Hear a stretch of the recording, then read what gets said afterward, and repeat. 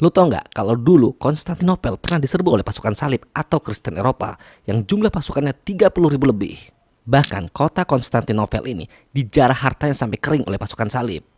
Padahal waktu itu Konstantinopel ini milik Kekaisaran Bizantium yang pada prinsipnya kota ini masih di bawah kendali orang Kristen Timur. Itu yang artinya seharusnya penduduk Konstantinopel adalah saudara mereka sendiri, saudara dari pasukan salib. Dan inilah Perang Salib keempat. Intro dulu kita.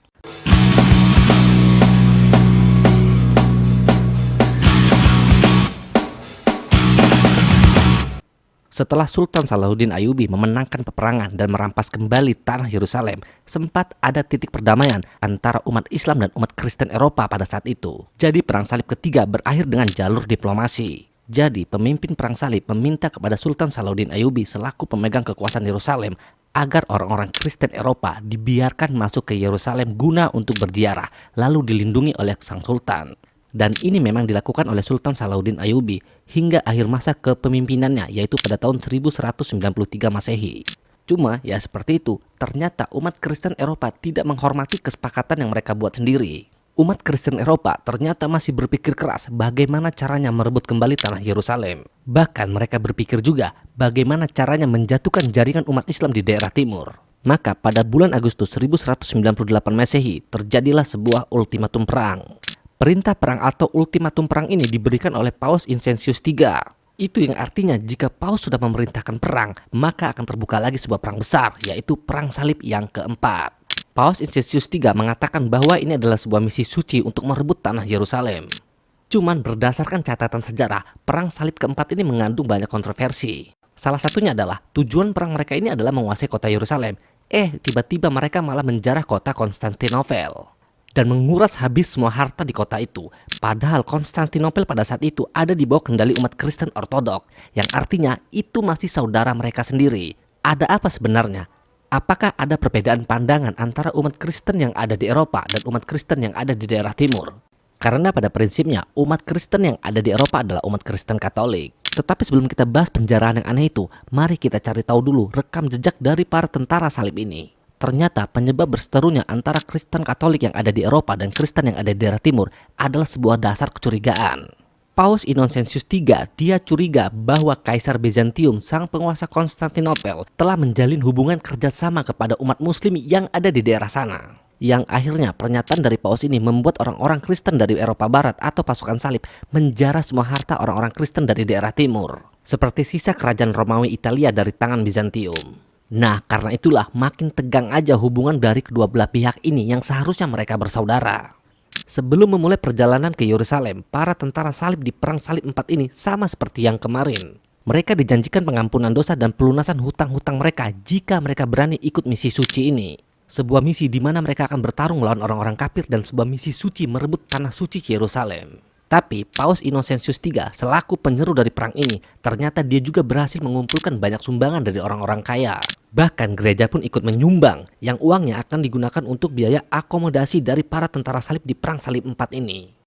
Walaupun demikian, ternyata pasukan salib di Perang Salib 4 ini tidak sekuat di Perang Salib 1, 2, dan 3 yang kemarin. Karena untuk perjalanan yang sekarang, para tentara salib tidak ditemani oleh raja-raja kuat dari Eropa. Karena para raja Inggris, Perancis, Jerman, dan Spanyol sedang sibuk dengan urusan mereka sendiri di dalam negeri mereka.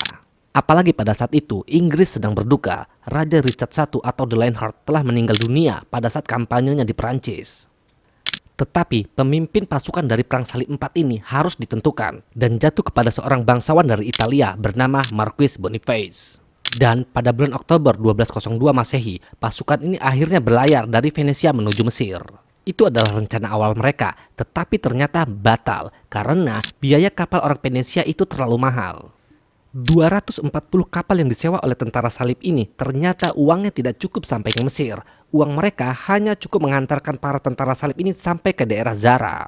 Kalau sekarang daerah Zara itu dekat pantai Dalmatian. Dan ternyata uang tentara salib ini masih kurang dan mereka akhirnya berjanji akan merebut daerah Zara dan memberikannya ke pihak Italia. Para tentara salib akhirnya berhasil menguasai daerah Zara dan sesuai perjanjian mereka memberikan daerah itu kepada Italia untuk menutupi uang ongkos yang kurang tadi. Dan ternyata penyerangan Zara ini bukan ide dari Paus, dan ketika Paus mendengar penggulingan Zara ini, Paus begitu sangat marah. Dan akhirnya Paus mengasingkan para tentara salib ini ke Venesia. Walaupun ujung-ujungnya mereka tetap dibebaskan dan disuruh melanjutkan perjalanan ke Yerusalem.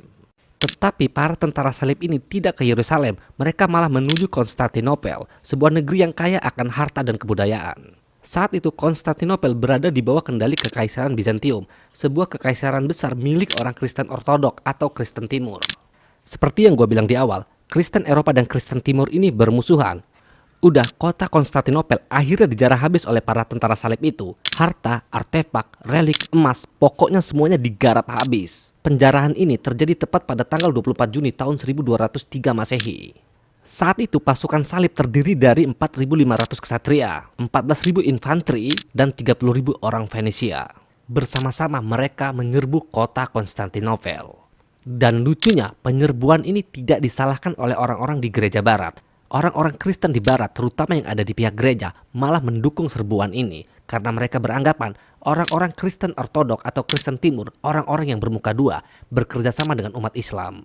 Dan gereja barat juga menyalahkan bahwa orang-orang Kristen Ortodok tidak pernah membantu mereka dalam Perang Salib III.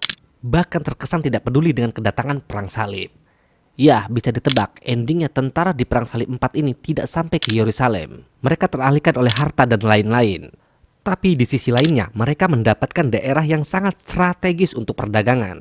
Sekarang tentara salib sudah punya harta yang melimpah. Apakah itu akan membantu mereka dalam upaya di Perang Salib kelima nanti? Kita berjumpa di episode berikutnya, yaitu Perang Salib kelima.